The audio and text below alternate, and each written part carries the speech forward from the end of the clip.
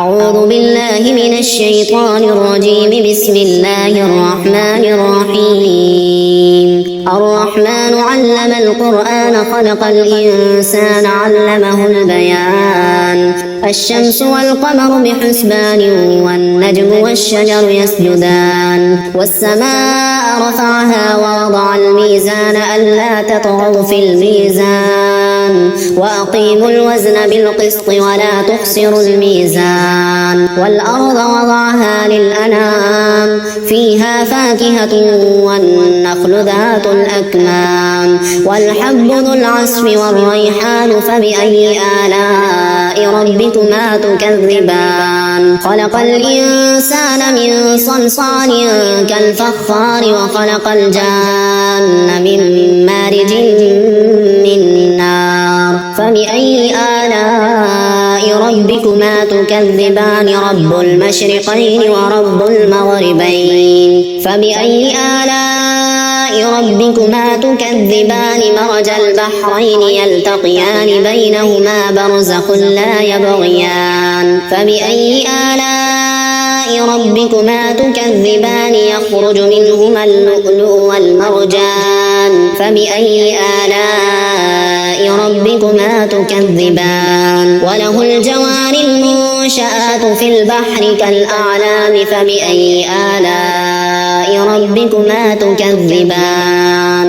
كل من عليها فان ويبقى وجه ربك ذو الجلال والإكرام فبأي آلاء ربكما تكذبان. يسأله من في السماوات والأرض كل يوم هو في شأن فبأي آلاء ربكما تكذبان. سنفرغ لكم أيها الثقلان فبأي آلاء ربكما تكذبان. يا معشر الجن والإنس إن استطعتم أن تنفذوا من أقطار السماوات والأرض فانفذوا لا تنفذون إلا بسلطان.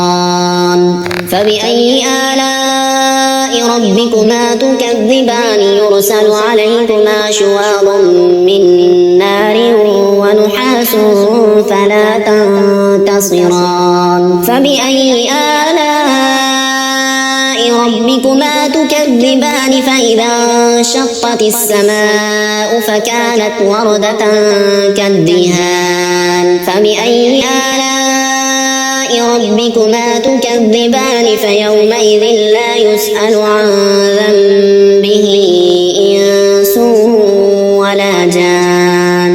فبأي آلاء ربكما تكذبان. يعرف المجرمون بسيماهم فيؤخذ بالنواصي والأقدام. فبأي آلاء ربكما تكذبان. هذه جهنم التي يكذب بها المجرمون يطوفون بينها وبين حميم آن. فبأي آلاء ربكما تكذبان. ولمن خاف مقام ربه جنتان فبأي آلاء ربكما تكذبان. ذواتا أفنان فبأي آلاء ربكما تكذبان.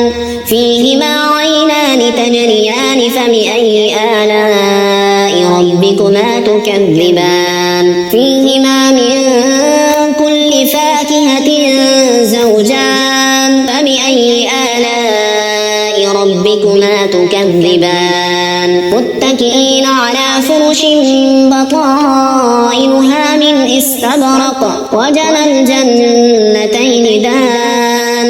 فبأي آلاء ربكما تكذبان. فيهن قاصرات الطرف لم يطمثهن إنس قبلهم ولا جان.